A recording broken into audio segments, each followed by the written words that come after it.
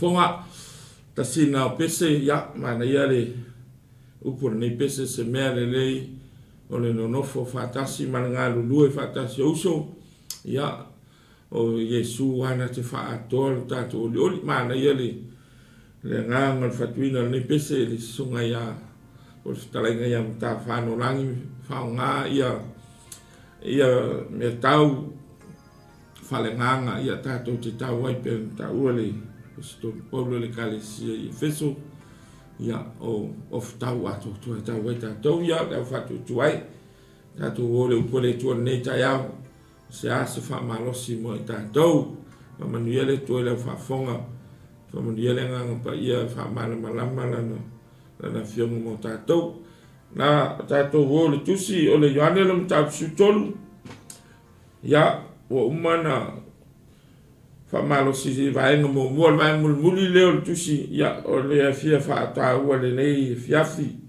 le nei tai au o le whaipa totas whangata le tolu lima a whanga meia le fionga pa ia le tua walu ia I fafo whapea atu leo Yesu vi ia nei le atali I o le tangata ua vi ia le atua ia te ia a whaia vi ia le atua ia te ia e vi ia foi o ia le atua ia te ia lava e vave foi ona vi o ia te ia la whana ue e toi titina yaso o te ia te o tau te sa ili mai ia te au e peona o whaiatu ia I utaia o le mea o te alu iai tau te le mawhai ona o iai sa whapea foi ona o whaiatu nei ia te o tau o le polo e inga fou o te tuwatu ia te o tau ia o tau whealo whani whapea ona o alofa atu ia te o tau ia whealo whani o tau o le mea le loa ai e tangata umalava o so o tau pe a whai ua o tau whealo whani ua whai mai Simona Peteri ia te ia leri ie po whea e te maliu atu iai tali atu Yesu ia te ia o le mea o te alu iai te le mawhai o na muli atu nei ia te au ao se aso te muli atu ia te au whai mai Peteri ia te ia leri ie pe se ale mea o te le mawhai ai o na muli atu ia te nei ia te oi o te tuina tulo wola ono oi o tali atu Yesu ia te ia e te tuina atu e alo wola ona wa moni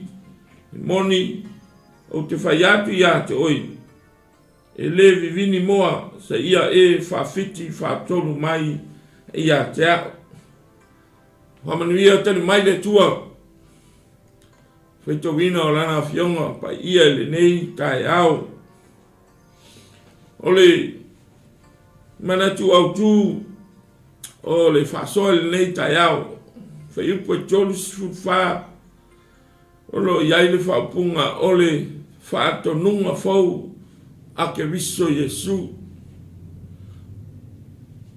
the Lord's new command o le a le nā whaatonunga fau at ke riso sa ia sau noa ai I au na so ia o tau whaaro whani the Lord's new command is all about love one another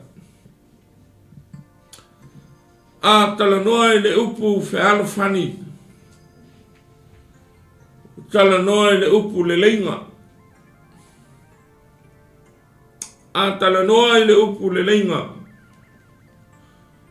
o lo talanoa e iai se mea na tupu o le leinga na ala na tupu le leinga o ni tu se lua ni tangata se toa lua ni atunu se lua ni ekalesia se lua pe chili atu foi na ala na tamu fai e tupu le leinga ona sa iai se masenga a fai tupu le masenga e mana o mia le leinga ma ia mana o mia le whealo whani nono winga e mana o mia le amai o tangata o ese loto ese manatu ese nangona e toi tu fatas ina ia whealo whani o le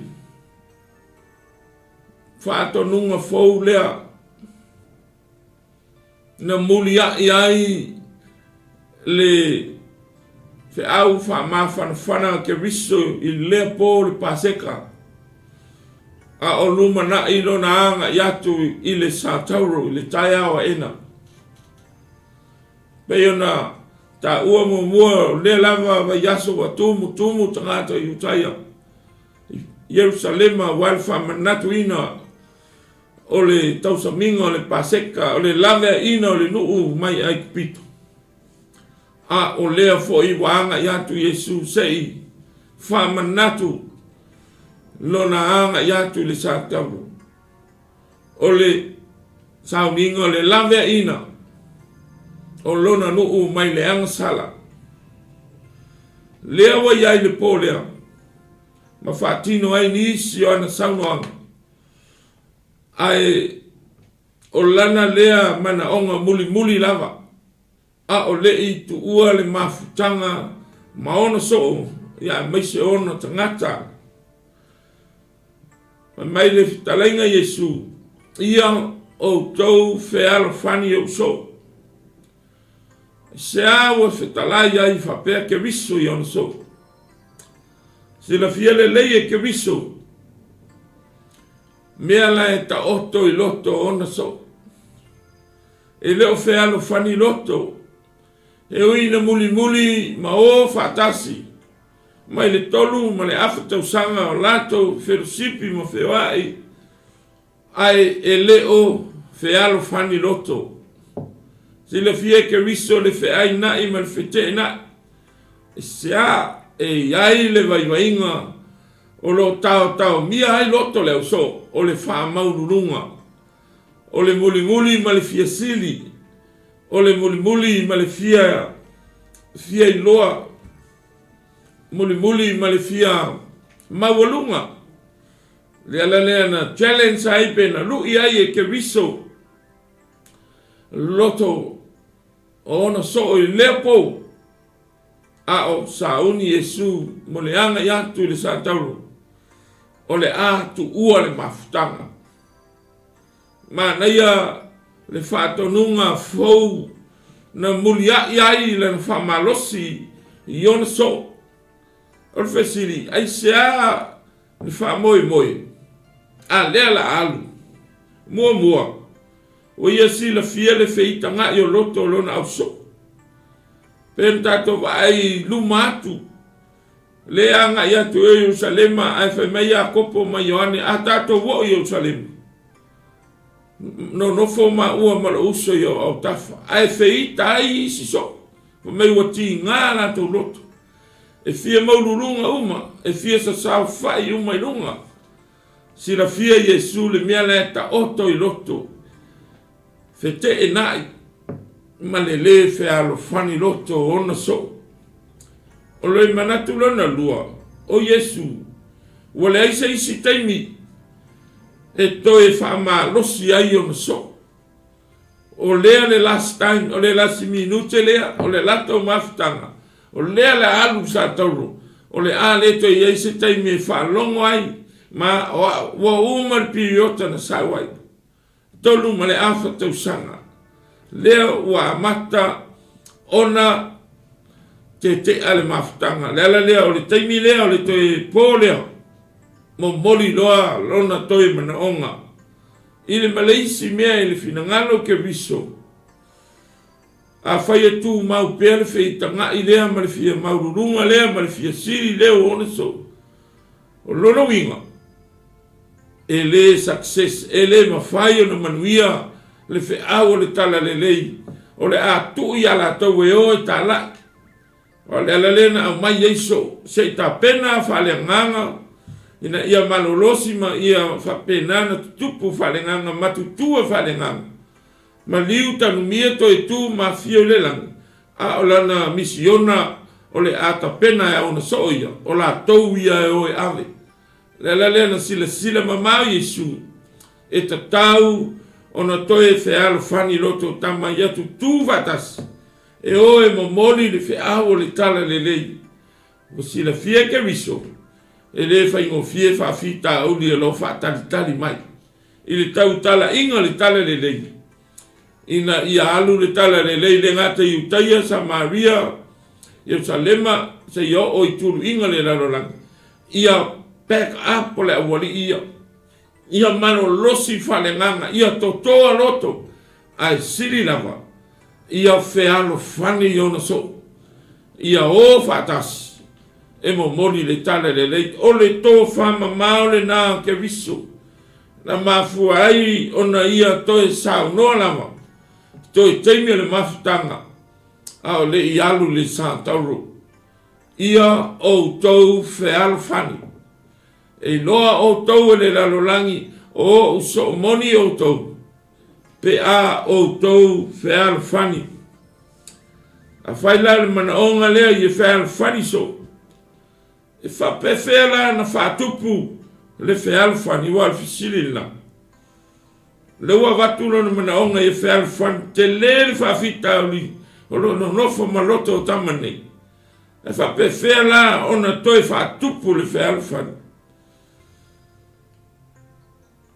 Lunga ato na ta upu, mai whai mo mua se yo o whai upu e tolu se fulu. O ina na whatino ngai e ke riso. Se vaenga o langa au nanga wha ke riso. I le lata o mafutanga i le lama po. O ina ia challenge ai le meo lo wha pe na ona whe ese a iai loto le auso. Mo le auso. Lani me le na whatino i ke riso. Te imere pasek. Ta oto e ai. Ona ia whatino leo le au nanga whapolonga. Wha au auna. Sau mai lunga e alu ilalo. O le ale mea. O lona mulu ina o a ao ma vai ona so. E tusa ma le tu ma le anga wha iutaia. Mea le nā. E iai ni nai lu i tau se whao te fia wha ma mawha le nea tai ao. Sa maua mai te tonu ngā wenga na whatino i kewisu. Wa lava lea e lu i tau wai loto fe ese a. Loto fe wha maua lulunga ma fe fuli tua i ona so. Ina ia ta pena ai la tau. Pe a whai alu. Le tala le lei lea i o tau o. Ia o le tala le lei. E pei ona wala wina ai o tau. Le mea ia whao te fia whata ua le nei tai au. Manatu e maua e foi se whesoa soani. Mō na ususunga. Mō au foi. Ia mō tātou uma. O le memo mua e fia whama mawha. Po se lui tau. Le na maua mai lea ngā luenga ke riso na whai. I lea fiafi. E tau mawhai ina ia toe fe toso mai. Loto fe ese sea ina ia maua le whealu whani. O le memo mua. O le loto maua lalo. I le ngaluenga te riso na whatino i lea fiafi. I ona so. Na ia whatino le mea e tau o le loto maua lalo. I humility. Humility is the quality of being humble. O le whaamaua lalo le loto. E le whaingofie o na whaatino lea mea tau o le whaamaua lalo. Ai o le ata na whaatino e ke riso le po. Na ia challenge, na ia lu i tau ai. Le loto whaamaua lunga ina ia whaamaua lalo. Paulea o le awala. E mawhai ai o na toi maua le whesota inga. Mai le whefulitu a i o loto. A ia maua le whealo whani ma le loto i tas. Pēnau whai atu. O le whealo whani. O le lenga. Ai ala na whai le lenga ina ia whealo whani. O na sa tupu se masenga. O lo o masa ia loto le awali ia. Lele na si le fia Yesu. E ta tau na fofo. A le fofo mua o atangia ina. Whaatino i ke riso i lea fiafi. O le loto maua lalo. Humility. Le ale whaatinonga mai. Ualu ese malona tūlanga o ia o le tai. O ia o le lea wa o ia i la tau. O ia o le atua. A ua sau le tūlanga o le au auna. Le ngā luenga wha mulu vai. O le ngā luenga o se polonga. o le ngā luenga e whaia le tangata au auna. A ua whaatino e ke riso pe ona sila fia o mai tātou. Le tū ma le anga whai utaia. E le mawhai lava ona tali sua pe ta oto seisia ai. I se tausa maanga pe a le mulu ina vai. Fufulu ese le pefo vai. Ina ianga maa ona ta oto ai. E wha pe na le ata le mea lena whaatino e ke riso. Wale ai a seisi o le sifuru lua leo. Se i alu wifo ia i lalo i lona tūlanga wha mauala. Se i alu e se ona uso a tangata. Ai mai se lo lātou matai. La ta ua ai no tila fia ke riso. E maurulunga tele loto. E leo fe alo fani loto. O lo fe fuli tua i loto. E o fatasi. Ai fe fuli tua. Lo le polea. La le tu lunga ke riso se i tau iona so le mea tau o le loto mawalalo alu ese mai le tu langa mawalunga ai sau se i fai se le lenga se i fai fe alo fani loto mai watango ile apa vai usa sa ai vai ma solo vai ono so uma ona ia solo lea ile solo sa fusi ilona sulungati oka se ngā nuenga i nā maua lalo lava i le vaai a le tangata. Pe a tātou tilu tilo o ia o le tua, o ia o le tupu, o ia o le tātou whaola, a ua ia whaatino inga i le tino. Se i lu i le wha maua lunga, ina ia sau i lalo. Washing feet was a slave work. O le ngā nuenga whapolonga, o le ngā nuenga a amu iai, a ua whaatino e lava e ke riso. He washed the feet of his disciples without being asked to do so. He le whai aku se si Jesus au e solo vai. He le whai ai se si. Pena whai fo iai ona so. A ua wha maulalo lona loto, tu ia lunga. A whai wale ai se si. Si ilona lima anu. Se i whaatino le ngā luenga o le loto mawala. He le se si na whai ai. He humbled himself to do the work. He served with no expectation of rewards. Ele I manatu se au ona ina ia mau ai sona vi inga. Pe mau ai sona taui I lea lava po na alu sacrifice lona olo. O lona loto I le napo e whaatino le au nanga. Fufulu vai ma to e solo fa mango vai. Fai ma le loto malie, he did the work with passion or willingly, ele I tau fa tonu ina sis. Na fai lona loto malie. He served those who did not deserve to be served. Ua ia au ona I tangata sa le te tau awa na au ona iai. A ua alu lava fai. Tangata ia se fururuan ta otu. O la tau nā e ta tau na mai e whaina ngā luenga. Se awa leo mai e lana.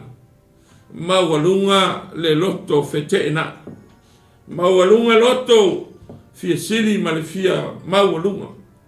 Le ala lea na sa wai ke riso ma whaatino le ngā luenga le le po. E iai le fe au na fito tono lana au nanga. Se I mamoli, se I lu I tau loto le au so leo. Ina ia tā pena I la tau. Pe alu ni sa tauro tanu mia mato e seifua. Tu watu iai le tala le lei se aso. O na o lea. Whawhiwhea na o momoli le tala le lei lea. E momoli I le loto mawalalo. Mea lea ele I loa le au so. Le wha moe moe. O lai manatu ala au so. Malama le tai au o Jerusalem. Wha tu le malo ke visi. Ona maua leo lato tofi le malo. Ai le o lea, le ala le sa no ai ke visu. Iona so tau tele I loa le mea o te alu iai. Tau tele ma whai ona inu le ipu o te inu ai. E le o maala malama, e le wha moe moe le ni tino tangata o le tua. Sau se ia tā pena, ma alu le sa tauru. e ta pena le whaola tanga. O le whatinonga le nā po, o a fifi e to tonu se whea, se ilu iloto le awari ia, se o mai ei lalo, ina ia tupu le whealo whaninga moni i whausu. Se a ta pena ai la tau whalengang, e ei le taimi o le atu ai le tale le lei, o e ta la i le tale le lei. Ai a o ma le loto mawalalo, ma ia o ma le loto whealo whani. Samoa, e le whaingofie le mea, na whaatino le mea le loto whamawalalo. E tofu a tātou ma le loto, tātou te fia maururunga uma, tātou te fia sili uma, tātou te mumusu, tātou te oi lalo e au auna mo isi tangata. A lea mo whata oto ke viso, mo ona so oi lea po. Le ala fua, ina ia sava vali ai la tau, pe ao o le taimi la tau te o ai whai lona whina ngalo, e tā la i atu le tala lele. Ia whealo whani loto, ia whape nā ona whealo lo whai, ina ia maua le file mu. Ai siri ina ia maua le loto maua lalo. O amai oe le nei tai au. Lea le mawalunga o iai lau soifua wauna. O amai lau loto le nei tai au. O amai le lua vā mare le isi o uso a tangata. O amai le lua vā mare tua, o whono pele tua, o mawalunga pele loto. Te lei wha mawalalo lava e tari atu i lono whina ngana. Pe se fe au le na lu ia le wali ia le po. Le se fe au fo le lu ia le ta fa ma walunga le ni taia. Se mea e au na ai ia maua i ta ua le roto maula. Serve with humility. Pe na ta ua le vaenga mo mua na ma ta upune. Au le woto e mai e ke viso. O le ata ina ia fatino lana polo ingo fo. O lana tau tinonga polo ingo fau fa mai ia o tau whani. Lena na mudia iai au le ia fio ke viso i le langi ala lona sa taurong tanu mia mato i soifua. O le fe au fo lea ma le whatonu. Mo na so mo lona nu ai mo oe le tangata whafonga le nei taia. Ia tātou whealo whani ai whape whena whealo whani. To tonu a inga e kare sia manu.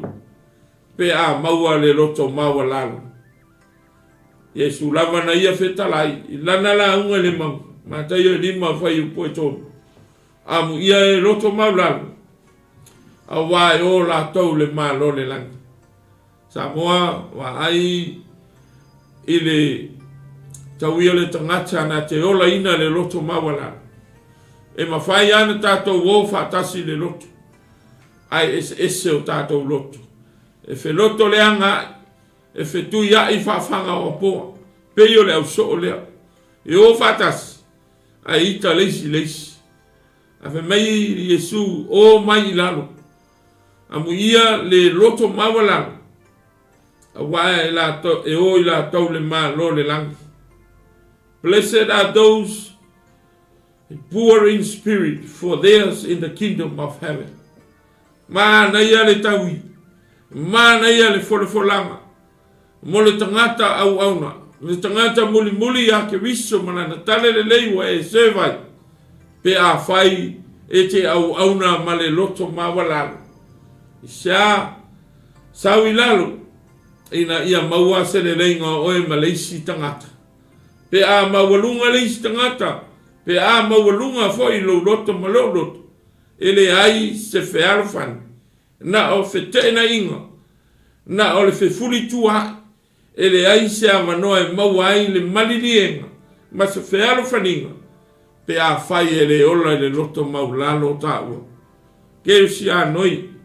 Ma na ia lea anga wa. Le quality o le tangata whātua tua. O le tangata muli e sa disciple. Po se so o Yesu Keriso. Muli ma le loto mau lalo.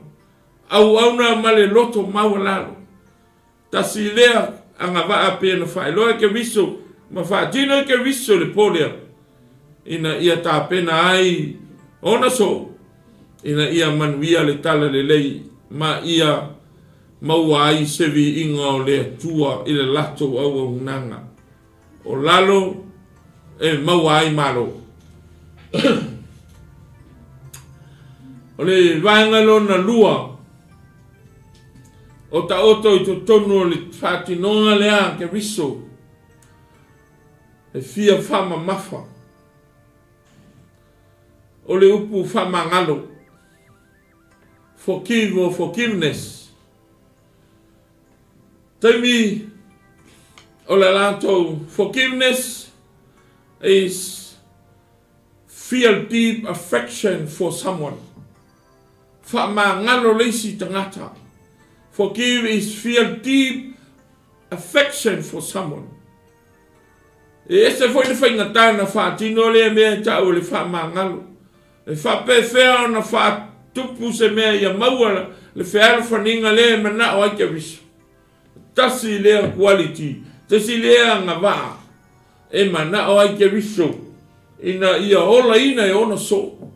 Ina ia maua le whatinonga o le whearo whani. O le upu whama ngalo. Forgiveness or forgive. Whama ngalo ma whangalo. E le mawhai o na tupu seleleinga mas whearo whaninga i le wā uso a inga o nuu o atu nuu o i kalesia. Pe a le maua le mea e tau o le loto whama ngalo. Loto maua lalo ma le loto whama ngalo. Humble and humility, forgive and forgiveness. Iai le pō lea, o ta oto e ai ana saunoa le Yesu. E iai le tangata o ta to iai nei, na te whaalata ina le atali o le tangata. O loo tala noa e le pō lea i le tangata o le isi o so o Utah. Si la fia Yesu le whaalata o le loto le tangata lea. Lewa na alofa iai ke riso. Tonu ma le awhatausanga o whawhanga o ti mai o whamalosi whanenga. Ai o le lasi mi taimi o le ahalu li sa tauru. Wa si la fia Yesu whamai o na tuu le sa tani le loto le tangata lea o Utah. O le so o sa pele ia ke riso. Na te whaalata ina Yesu. Lea le taimi a leo le tausa maanga na whailoa i ke riso. O iai se tasi i nei. Na te whaalata ina. O na whisiri le lau so o le nā pō. O ai. Whai atu ia ke riso pō ai. Mai su o le fui whatasi o manima. O ia le na. Le so o sa muli muli ma le loto. Tau whaalata. Fia tau i masui lona matai. Tau i le alofa i le anga le anga. Ina ua tu ue le ti a polo le loto. Le mea tau le fia tau i masui. Si la fia ke viso le nā pō. Au le a se tala ke viso i a Utah le nā pō. Le ai mas whamaunga le tustala Ioane. Sa iai se tala sa saunoa ai ke viso e whailoa ai so na le fisia. Whai mai sa ia whaama ngalo. Le tangata uanga le anga mai. Le tangata ua fia tau i masui a te ia. Le tangata ua lama lama mai a te ia. Na te le i tau i masui a Utah. Ai sa ia whaama ngalo i a te ia. Malana mea le anga. Malana mea se na whai. Ina ia whaalata ma whasioti lona matai. Sila fia le leie ke viso. Na ia whamane ngano ina lea mio le anga alona so. Oka se matai i nā loto whamangalo. Whamangalo i ona so o lo lato loto whamaururunga. Whamangalo i lo lato le talitonu moni o ia o le tua. Wa le mea moni le tupu la woria. E muli muli. Ma lo lato le talitonu ina o Yesu o lo lato watua. O Yesu o lo lato Mesia. Lo lato mawhawha o Yesu o le atari o Iosefa. Mai Nasaret, mai Galilei. O le tamama via. E le tali tonu o ia leo le Mesia. Le na whaingatā i mane nefu le lato tonu. Po ai Yesu moni ai lato. Fetalai Yesu ai le mawhailau. Ai le i tau i masui sa wha ngalo pēa Yesu lo lato ta waso wharenga. Ai maise le whalata o yuta. Sa mora nei po. Le loto wha ngalo a lea i ono so. Sa ia tau ave lava i le taimi o lona whalata ina. Lona wha masino ina. Ma lona wha sa tauro ina. Sa ia wha lava le ngā luenga o le loto wha ngalo. Sa po ma feanu. Sa sasa, sa amusia. Sa tu lafo ina. Sa ia ona tu ilunga sa tauro sa tutui. Mai la to fasioti a teia. A ole tole manawa meisu. Lo to ma fa ma ngalo atu ya ila to. A wala to le lo le me wala to fai. O ka se tua ina lo to fa manga. Ua ia fa ma ngalo ina. Le ngata tangata tau fa lata, tangata na ita ya teia. O e na fasioti ya teia. O e na fa masino ya teia. Mai meisu. Alo to mai. Ia e fa ma ngalo atu ya te. A wala to le lo me wala to fai. O ka se tua ina lo to fa ma ngalo. Te lo o ke biso. Le Fatu tua le ke biso alea. Na ia fa ma ngalo ina ta sala ilona maliu tan mia malona to tu. Ai ina o tu ia lo ta Fatu tua ma tali tonu ma tali o ia. O ia le na o ia fa ma ngalo ina ta sala. Eve muta lo na fa mangalo yo no so. Na fa mangalo ya yutaia ma Roma fita Roma. Le foi o fa mangalo tangata no es. O mangalo ai ta ua mata salamata so tu la fon. Ono le tele le roto fa mangalo. Fa mangalo ta ua sa ia toi maua le fe alfaninga monio ta ua ma le tua. O le alme na tupu ya ta ua fa tua ma lo tato o tua. Le tamana whaia i tātou. Na vevesi. Na separate tātou ma le tua na whaia i tātou. Ono le anga sala tamu ma ewa. O tātou lua i mātua. Ua fe ese ai. Ua mai le tua. O le tangata i le tua ono le anga sala. Ai le tangata na wha maua lalo lona loto. Lala le na ofolo na ona na anu li sa kau. Na ia toi whaia sele leinga, reconciliation. Sei toi au maine tangata. Sei toi whaale leima lea tua na whaia o ia. Le tangata na wha maulalo o ia le tua le langi. O Yesu ke visu. Le ngata na wha maulalo. Ai ina ua whaatino i ai le whasalanga. Na ia sau noa wha maa ngalo atu. A te loa oe le tangata whaatua tua i popo ngama le maliu ke visu. O le taimia e te talia ai ma wha mawalalo ma kautino au wangsalo. Ma Yesu o te wha mangalo. Wha mangalo fo i ta ua ke viso i ale lona te liu. Ma lona toto. Ua wha malingi ina ta ai no ta leang. Ai se au wha mangalo ai ta ua ke viso. Ina ia toi maua le amanoa ta te toi le lei ai ma le atua le toma. Te le le ngā luenga. Wha mawalalo, wha mangalo. Te loa si o le saunoanga ke visi. O leo te whamangalo iai. Ua manuia o ia e whamawala. O kaukangi manuia. Ta ua mea tonuina. Whanau fo wina. Ua avea ma whanau ma tali ma whawhine o le tua. Pe a whai e whamangalo. Ele le ta whatotua. Ai ma nei le tala le tusi. Pa ia whamai. O wha mangalo ke riso moni. O awanga sala le tua nai.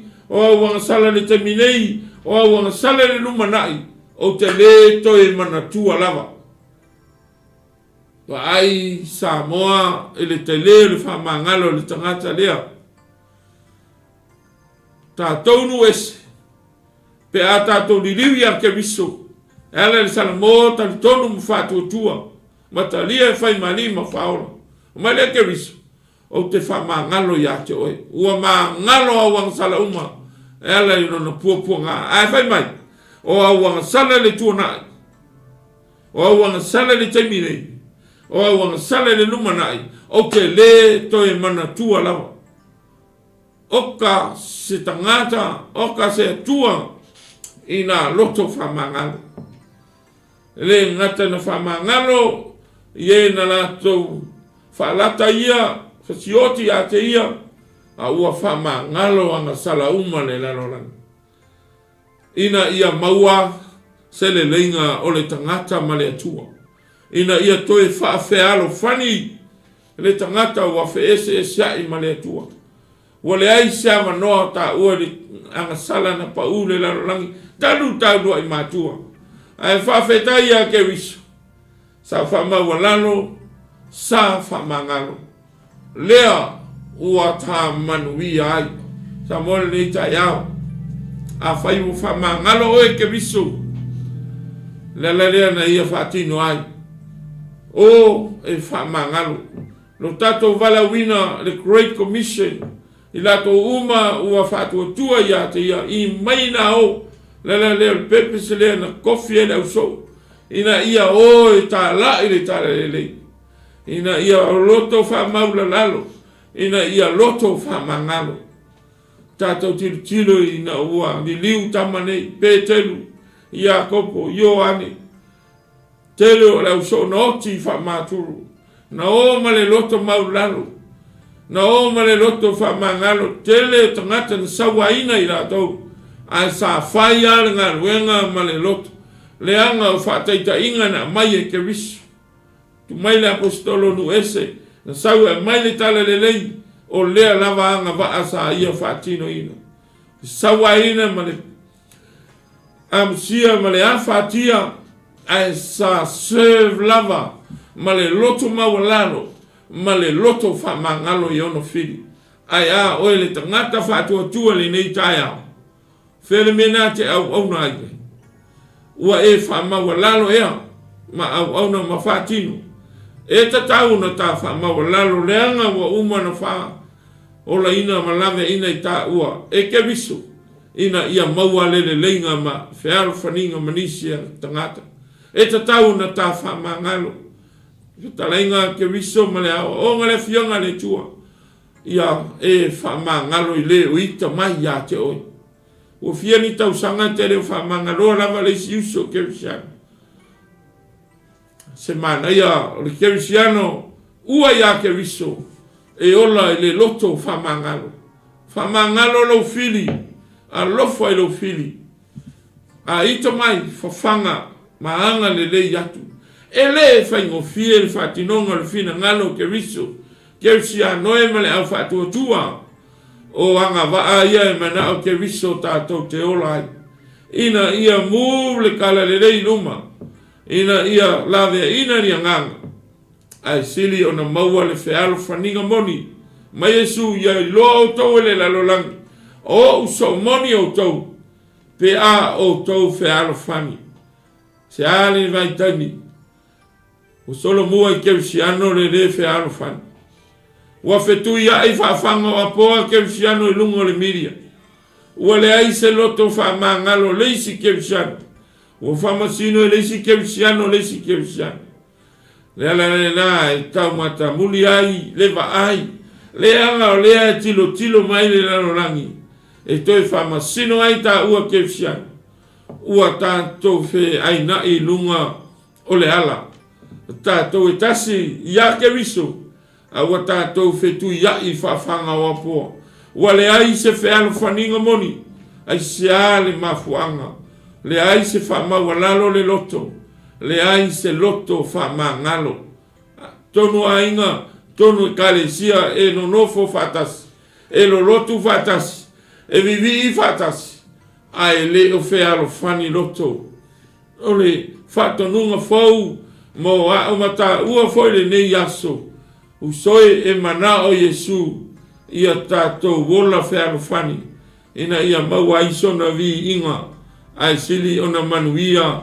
se nganga mo ia malona ma lo melona tolu o mafai ona o mai tono no ta upulea mananga wenga na fatino ke riso iona to e taimi ale yalu sa tauru fatino mai le mea ta ole lofa fa fe ona to e mau ale fisota inga le fer faninga moni e te tau ona ola tangata i le lofa ale polea na ia fatino ai fe mai ke riso o te lofa ia te o tau sa ia sa uma sa ia o le ngata anga ua promise Yesu yon so o napo I loved you so much till the end of the world ele uma le lofa yon so fatino le lofa le na fatino le lofa o le atolo na mulmuluina mal fuluina o le atolo na alu di sa tolo sei fa malingi lo na toto sei fa ma fa le nganga lona nu ona tangata ona so lakia koe maka uangu es love one another as I have loved you mana ia fatonunga ke visu mai ona so yo to walo lofa i leisi o uso tangata o whainga tāna mawale a lofa o leisi so ona o le maururunga o rotu lai fia sili fia maururunga mana o olo i Yerusalema ke e mai lunga musu e sau lalo ai fai mai ke riso le nā pō o te lofa ia te o tau uma se i o le ngata anga tau te lei lo le mea o te alu iahi o te alu se fai se ngaluenga lofa mo lo wanganga ina ia ola lo wanganga le au so le ala foi le o manuia ai tātou love one another as I have loved you what a promise ia whape nā no tau whialu whani whape o nā lofa atu ia te o tau o le ala wala ratou le talitonu moni a te ia whamau alunga ai sa tu mau lawalo na lofa ia ratou no ia filfilia na ia whawhanga a wa o whamawhanwhana ia ratou le nature le nā tula le nā ke risu le tolu ma le awhatau sanga ti ngana na le talitonu moni so o ia ke risu ai na moni lawalo na lofa ia te ile va ai so o Yesu o le tali o Yosefa le kama Maria e leo se tua wana o se a wao ele ngata ina le lofa ke visona lofa pea le lava wo o pomo mul meite lofa ia te o tau o ka se lofa ina ke le ana fa ia tu o le meu te alu ai tau tele loa tau tele ma fai ona o ni meu te alu ai la e tala noa le alu di sa tauru ina ia fa lava lona soifua ina ia fa malingi lona toto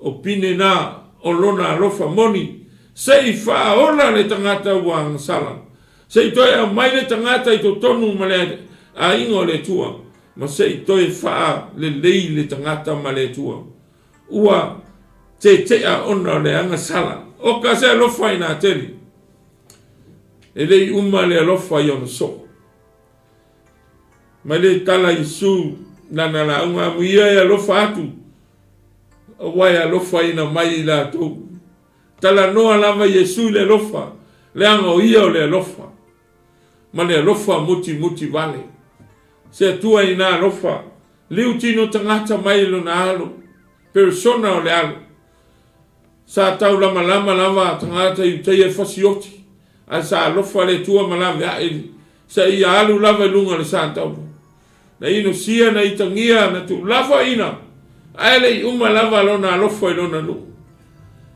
ta tau le ni ta iau o ela ngona ea le lofa leo ke risi le na fatino i le po o le lofa lava leo wata manuia is agape love is unconditional love ele ingata i utaya ai na anga yatu i le whanua i te semana ele ingata i nalo na lofa e ui ana momoe ono so le lango ia te ia ai na lofa lava i ono so anga yatu le fale whamasino anga yatu le satauru anga yane le tunga mau se awo whatino nei mea o whatinonga lona lofa is agape lava le lofa tu noa ele ai se mea whawai ai se i to tongi le anga sala se ia whamangano o tātou anga sala ma o tātou le anga ina ia maua e tā ua le manuia e whamawau.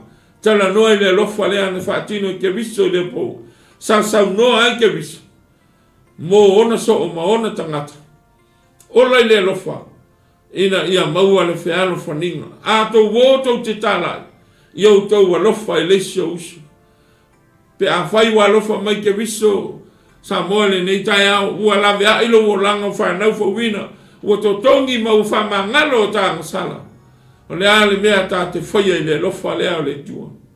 E ta tau o na tā lofa i le tua. Le anga. O mei le saunoang ke viso. Ia e lofa i le tua malou roto atoa. Malou anganga. Malou mawhawhau. Malou tino atoa. Le ngata ina. Ia lofa i lo tua oi. Ia pe lava oi ia te oi. His promise, his command to all believers, love God with all your heart, all your mind, your soul, and your body, as well as love your neighbors as yourself, or as you are.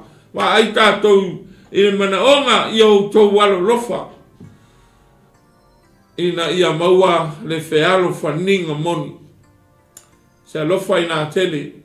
Na tu ulona mamalu le langi liu tino tangata masauri le alo langi. Tu ulo tātou langa tā ua tangata ang sara. Whae e ia tā ua ia te ia le toa sasa ta tauna sa sae nunga Fatu. Ma oe ma aina sa sae nunga i. E se a mai su lo ta mai. O te alu watu e whairo whina ngalo. Sa sae mai lau tō sa ia te a. Ona o te alofa i lau i au tangata. O te alofa i le lalo langi. Aua nei whano se tasi. Nana len sau noa ai. For God so loved the world. He gave his one and only son. Whoever believes in him shall not perish, but have eternal life. Se alofa i nā moni. Se alofa i nā tele. Se alofa i nā lau tele. Se alofa i nā lau roto. Au mai atoa lona soifua ma lona ora. E lei whatanga a mai a lona ora. Nā sa sao mai. He gave himself completely to suffer, to die, for the sake of yourself and your family. O e la ngona le alofa le. A o le alofa le ai se mea e whawai. Unconditional love. His grace and his mercy. Whawhetai le alofa. A wā pe ana le whatino le alofa le ke viso na i tala noa i ona soole na po.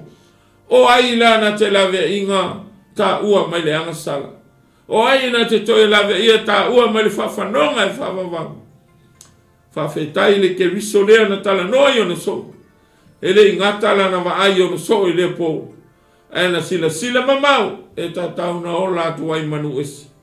Nu ese tātou, aua tātou te vale tu lima le alofa lea. Aua tātou te whangalo ina le alofa lea. Le upu whasa moa whātau wa lofa. A vai wa lofa mai ke riso. Ma la vea i oe ma lau tō lua ma lau whanau e ala i whaolotanga. So love him. Lofa ia te ia e ala i lowo langa. Lowo langa whapa ia ina. Ma taua mio tonuina. Ia tātou wola whaatasi ma ke riso. Ai aua nei ngalo. Le anga whameiti esu. A lofa la i o tua oi. Whaari le lofa le wha ke riso i leisio uso tangata. A vai o ke visian. O lua wha ese sia i ma leisi uso ke visian. E lo moni la le lofa. Na te lua le wha alfani. A vai mai le command. Le new command e Yesu le taiale nei. Love one another. Le hanga e le wha pe na ke riso. Le wha mai ai. A wha mai te lofa i lo tua. Lo tamaa. A te ita lo uso le pepelo le mena.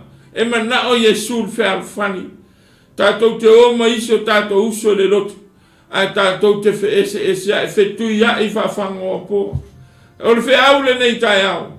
Love God with all your heart. Love your neighbors. Tu ilalo lau taulanga ai alu se i whamangalo lo uso. Alu le loto maua lalo. Alu le alofa. Quality isi e tolu. Na whaeloa ke viso le polea. E tatau o na tātou whatino ina. Ina ia success lona manaonga. Ia tātou whaarafani. Wa lewang whewai ai oe malou. A inga malou o. A inga manu. O lo whe ese ai. Al me maadia ai. E lo lotu e pepese vivi i whatasi.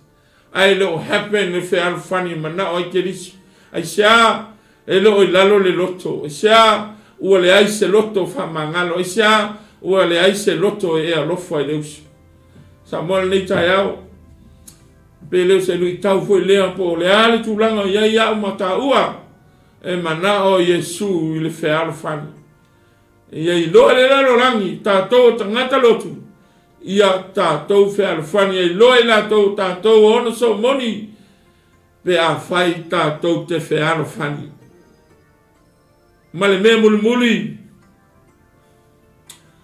ma le quality mulimuli po le anga vaa sa fai loa ke viso e tatau ona maua e tangata uma ina ia tupu le fe alfaninga moni o le file mu peace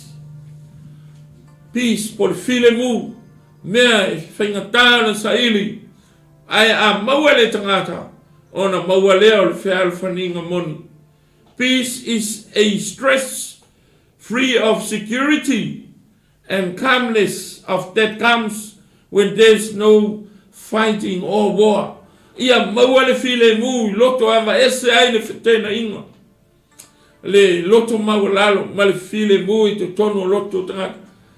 Maua le file mu tātou. Whaingatā ia na maua le file mu. A le mana onga le na. Te loa oe e le pōle na whaatino i ke viso. Pena whamawina le tūstala Ioane o se tangata na iai wingo le file mu. E wina ui lo whalata ina ia e le fiki ke viso. Sa file mu lava lona roto. E wina i loa e leo moni le taritono so o ia te ia. E sa file mu lava o ia. Na watu le ia le te milewo umal paseka e whanua ke te semani. E wina na mamafa le avenga ua afutoto a sa iai a te ia le file mu. E wina poe ma watu i lima o whamasino i le aso na so ai sa ia te ia le file mu. Fesiringia e whamasino sa tali lava le file mu. E wina sasa ma po ma feanu ma whasa tauro sa ia te ia lava le file mu. Peaceful. E le ai sona tali atu a te loa oe a o ia o le file mu. A la ia te ia le power, la ia te ia le authority. E ma whai ona ia konka ma ti feet le ti apolo matangata uma. A sa ia te ia lava le loto le file mu. Ai sea file mu sa ia whaatau nuu le fina ngalo lon tama. Sa ia o nunga le santauro. Dalo whai le kerisi. Nunga le santauro nei alanga atu. Whamangalo lo tama. La tau wala tau le lol me wala tau whaia. Se ia ona tangi atu se mea fia inu. Ai a mai le vai o le mea ona. Ele i tali mai sa tali le file mu. Se ia oai na maliu mai lo tuma tu ina atu. Mai au tau nu whai le mo oi. Le tapenanga le po le paseka sa tapena le file mu. Le tapenanga le ona alu sa tauro sa tapena le file mu. Ai sea ina ia success le purpose ina ia fulfill le purpose alon tama. Ina ia maua e tātou le file mu. Taro whai le rio le file mu. Lea lea. Ta ua perfeta pe ia se maa moe o taitaina ina ia sele ona fulufulu. Tele na tala noa iai whapena. Tai ato le pangota. Ai lea se angsana. Sa anu ma le file mu. Sei whaatau nu.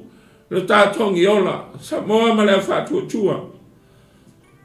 Talo whai le rio iai le pule ma le mana. Ai sa maua lona file mu. Na ono sa iti ngā.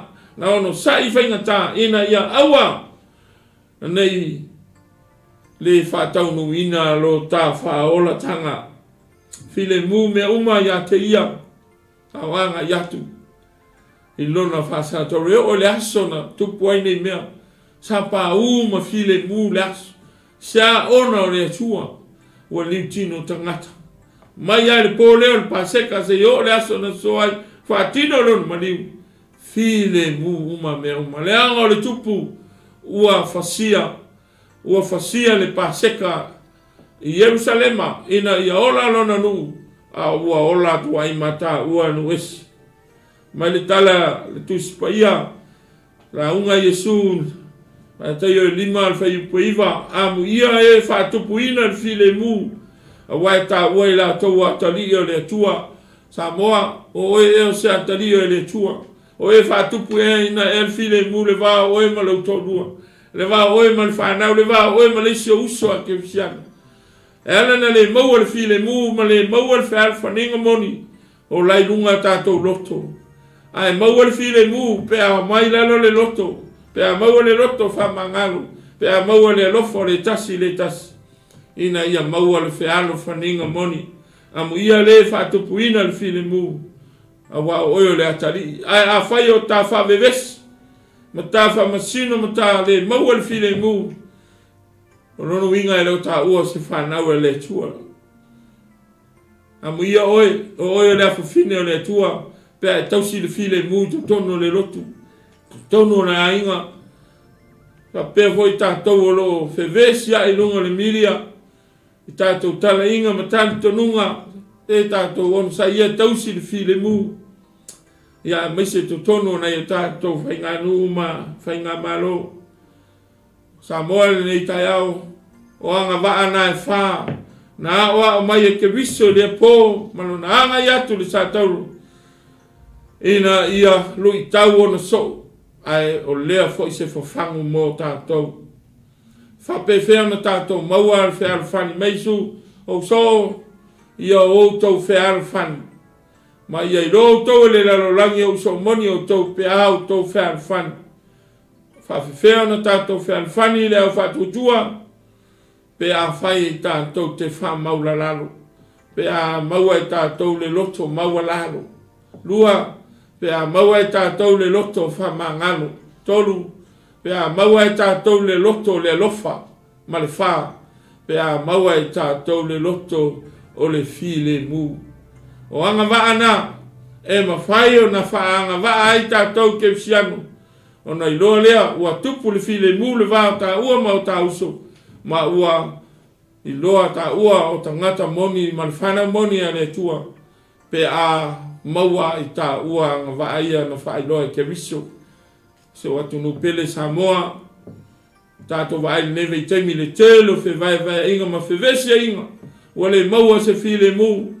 Ai sea. I mafua mai wale i lalo tātou. Ua su e lava le maua lunga le tangata ia. A vea ia new command por whaatonunga whau ke viso. Moli mai ai se fe au tātou o tai ia malore tau, malore on sa. Tātou whainga malo, ia loto te tele o ia lui tau mo whainga tā. Ia maua tātou le lofa, maua tātou le file mu, ia maua tātou le whamangalo, ma le whamawalalo. Whainga anu o Samoa, ia manuia le tua, ia te utou. Pule mamalu alima whai pule, ia whamanuia le tua, ia te utou le lofa. Ma le loto whamangalo i se o tātou. Te tonu e kālesia, ia fo ia ngā waaia. Ia fia sila ke viso ia tātou. Pe a whai tātou te ola ina no whina ngaro. Ia o tau whea alwhani. Ai whape whea pe a maua le whea alwhani lea. If you live by humility or humble, forgiveness, love and peace. Ia o se whea malosi le nā mo tātou le ni tai au. O le fatu le nao ke visu. Ka ko whea alwhangi, ua latalo na toe fia mai. O na watu leo tātou ile manuia e whawawau. Manuia lau whaolangua Samoa. O ani lui tau whea ngai ma oe ni yaso, ma neiva yaso. Awa nei ngalo. Ia tātou wola ina leo langa lea wha ke viso. Ina ia manu maroi tātou ma tātou le leima o tātou fili. Ai sili na vi ia ai oe le tua. Ma mau ai lo pale le manuia e whawawau. Manuia le whaolangua Samoa. Wo ma inga ma le whātua loto te tele. Sa vali pe iluma ma le whātua. E maua le whea alwhani e tātou uma. Pea tātou o la inanga wa aia whakerisi. Loto maua lalo. Loto whamangalo. Loto lelo wha. Ma le file mu. Ono Yesu. Amene. Wa umal tātou vi inga lea. Ono whai eles tātou tālu.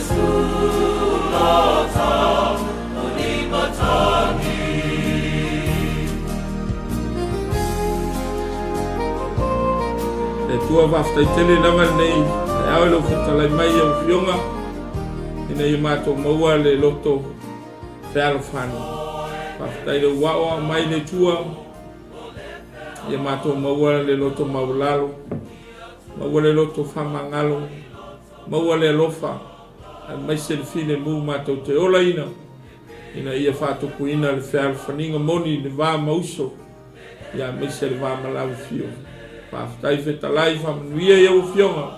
Whamanuia la mātou whalongo le tua le nei tai au lo whetalai mai. Whaftai ke viso mo le taulanga nei ta pena ina. Ina ia toi maua se whealo whaninga ma se sotanga ma se leleinga. O i mātou ma le tua lo mātou to mā. Ina ua mātou te ai le anga sala. Talu o mātou lua i mātou. Whamanuia i au whionga le tua. Nia le whafonga le nei tai au. Whamanuia le pulenga le tua le nei tai au. Sungal Fatonu ma le sungal toina e lango le tua i whamanuia tele manuia niso fia maua le fisoswai e foi niso le maua se le reinga ma se whawhaninga i tonu ainga ka le sia manu talo whapitoa ma se mato atunu i Samoa whai ngā malo ia le whawhaninga moni pa i ngā pati kulenga anu le tua ia maua le loto maulalo ma le loto whamangano ia whealo lo wha, ia maua le file mui tai onu ina ia whapena ona iai le whealo whani pe ona e manawa na mātou whaftai lele nei tai au ia o e ta maa whaftai mo le whaola tanga ona Yesu Amene Amen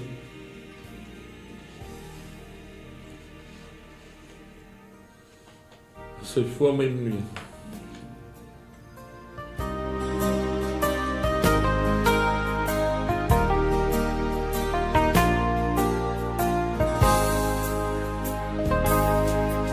Emana